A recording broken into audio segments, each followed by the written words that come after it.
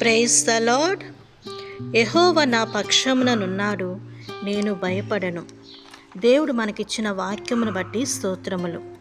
యెహోవా దయాళుడు, ఆయన కృప నిరంతరము నిలుచును అని ఇజ్రాయేలును అహరోను వంశస్థులను యెహోవా యందు భయభక్తులు గల వారందరూ ఈ మాటలు పలుకొదురు. అందును బట్టి ఆయనకు కృతజ్ఞతాస్తుతులు చెల్లించుదాం. ఇరుకునందుండి యెహోవాకు మొరపెట్టుతుమి, విశాల స్థలమందు మనకు ఆయన ఉత్తరమిచ్చును. ఆయన మన పక్షముననున్నాడు, మనము భయపడనక్కరలేదు.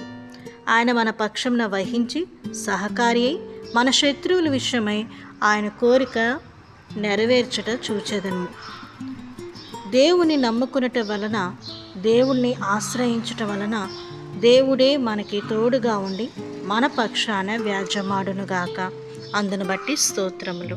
Praise the lord.